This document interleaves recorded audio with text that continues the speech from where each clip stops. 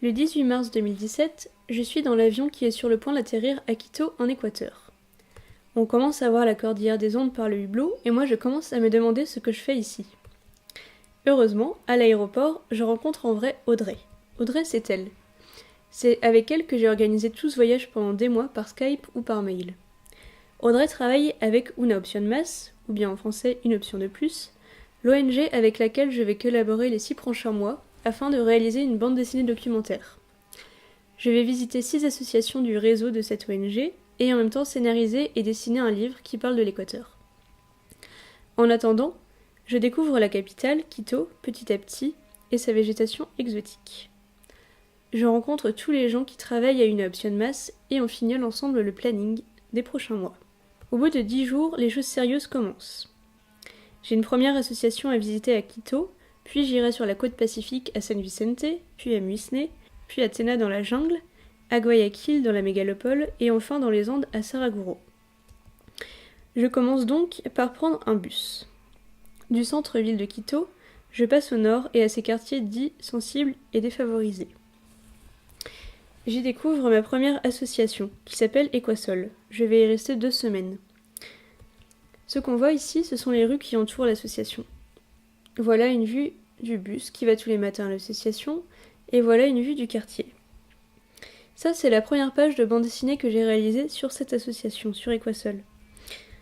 D'ailleurs, voilà 2 élèves qui viennent à la fondation tous les jours, en train de la feuilleter, très discrètement. Donc Equasol, c'est une association qui aide les enfants à se scolariser, qui leur propose des cours de soutien scolaire, qui les aide à faire les devoirs, et qui leur offre un lieu où faire du sport, où faire des jeux, où faire des activités culturelles. Plein de choses dans le genre. Donc dans ce cadre-là, en plus de la bande dessinée que je commençais à faire, j'ai proposé des ateliers de bande dessinée, comme on peut voir. Donc c'est des histoires inventées par les enfants. Et par exemple, on a la fameuse histoire du pays des oreillers. Donc en gros, il y a plein d'oreillers et c'est le monde des oreillers, donc tout le monde est très très très heureux. Donc après le pays des oreillers, on passe à la côte du Pacifique, ou bien la costa comme on l'appelle là-bas. On arrive à l'association qui s'appelle Futuro, c'est mon association numéro 2, et c'est une ludothèque. Donc comme on peut constater, c'est une ambiance un peu plus tranquille. Et ce qu'il faut savoir, c'est qu'il y a 2 ans maintenant, il y a eu ce qu'on appelle un terremoto, un tremblement de terre, le 16 avril 2016. Et moi, au moment où je suis arrivée à San Vicente, il y a eu une sorte d'anniversaire organisé pour commémorer le terremoto et ne pas en faire quelque chose de caché, en parler, etc. Donc dans ce cadre-là, il y a eu beaucoup d'activités en lien avec l'association. Moi j'ai proposé encore un atelier de bande dessinée où chaque enfant pouvait dessiner sur une planche et écrire son ressenti du terremoto. Parallèlement, j'étais en train de travailler toujours à mes planches, donc là on voit en train d'en faire une, et on voit la planche juste après. On peut voir aussi un petit cours de guitare improvisé avec Michael. Et ensuite, je suis remontée plus au nord, toujours sur la costa, à Muisne. J'étais dans l'association Créante de Futuro qui fait plein de choses, mais surtout du soutien aux victimes du tremblement de terre, qui justement a été très fort ici aussi. Là, on voit dans le lieu où je dormais, qui est aussi le bureau de l'association, et j'étais en train de travailler à mes planches.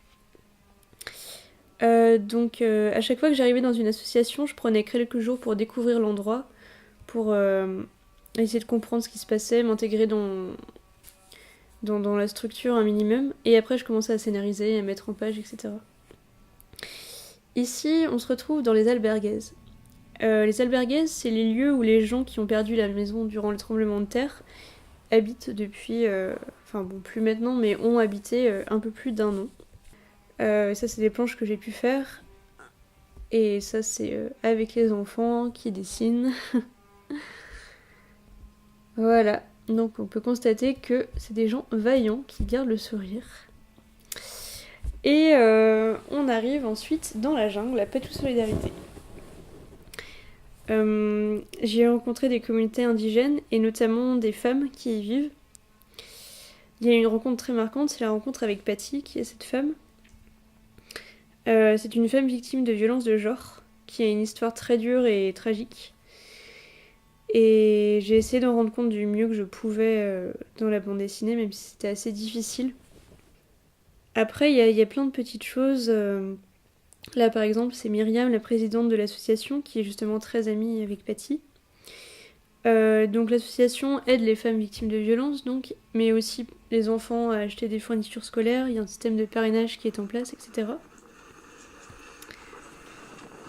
Donc ça, c'est quand on va chercher les enfants chez eux, qu'on les amène en ville, qu'on achète ensemble les fournitures et qu'on revient à la maison.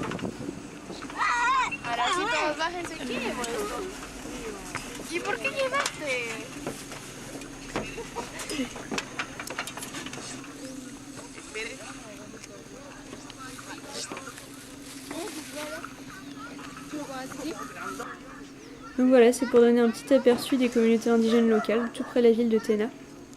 Il faut savoir que quasiment tout le monde se balade avec une machette à la main. C'est assez impressionnant les premières fois, mais on s'y fait. Donc ensuite, changement radical de décor. On arrive à Guayaquil, qui est la capitale économique du pays.